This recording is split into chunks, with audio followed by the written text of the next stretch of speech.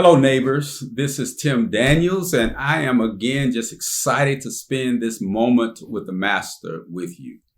You know, one of my favorite songs growing up as a child was Victory in Jesus. Love that song. I remember even now, as we are preparing to celebrate May and Mother's Day, I remember my mother's voice as she sang that song. She loved that song too. And you know, that's a great song, but sometimes it's difficult to have victory when you're in the valley. And I just want to talk just a moment about how do you have victory in a valley of hopelessness and discouragement, a valley of doubt and debt and disappointments and delay. How can you have victory when you're in a valley? Well, fortunately, the Word of God gives us, I believe, an answer in the 23rd Psalm, a very familiar psalm written by David. But David said this in Psalms 23 and verse 4. He said, "Even though I walk through the valley and the shadow of death, I will fear no evil, for you are with me." And actually, in that verse, he gives us, I think, two important tips for finding victory in the valley. Number one, notice what he said. He said, even though I walk. Number one, to make sure you have victory in the valley, keep on walking. Walk. Don't stand still. Don't build a house in the valley. If you notice that when the Jews were going from Egypt to the promised land, they were in the wilderness. They did not build a temple in the wilderness because the temple is a permanent place. They set up tents. They called them tabernacle. A tabernacle was simply a tent that you set up and you take down. Why? Because I'm not going to stay here. And so when you are in a valley, number one, keep on walking. Keep on doing what's right. You're going through a difficult time on your job. Maybe it's just difficult to work there and the environment is not good.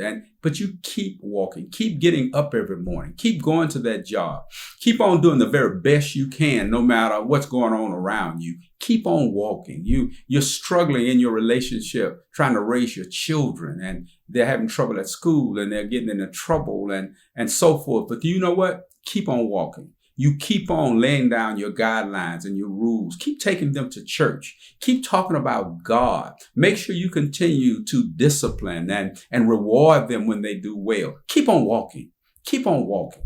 So number one, he said, when you're in the valley, walk. Even though I walk.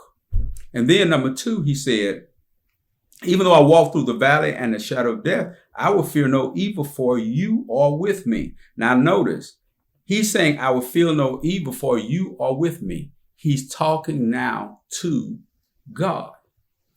Early in the text, the first couple of verses, he's talking about God. The Lord is my shepherd. He's talking about God. But now, as he's walking through the valley, he's talking to God.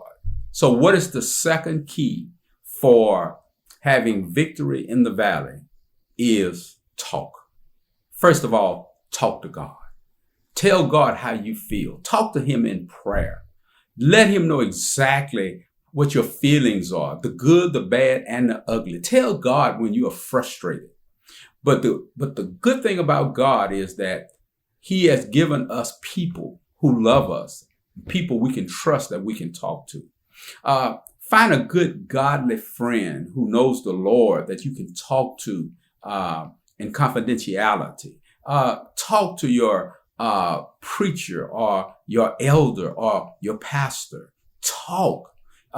Depending on the issue, talk to a good counselor who can help you as you navigate through your valley. But you got to talk. If you keep it in, if you repress it, it will cause stress. It will affect your health. You have to talk. The Bible talks a lot about confession. Sometimes you just got to confess. Confess means to agree with, but it also has to do with talking, getting it out. So number one, walk. Number two, talk. But the third thing is implied in here. Don't balk. Don't balk. The word balk means to not accept. It means an unwillingness to accept your situation. Don't balk. Accept where you are. Accept this journey. The valley that you're going through, acknowledge and accept the fact that it's part of God's plan for your life. That there are things that God has for you that you can only get in the valley. Because it is in the valley that you grow close to God. It is in the valley that you know what your priorities are. It is in the valley that God will sometimes connect you with people who will bless you once you get on out of the valley. It is in the valley that we learn that true peace is not what's going on around us, but is having God within us. Don't balk.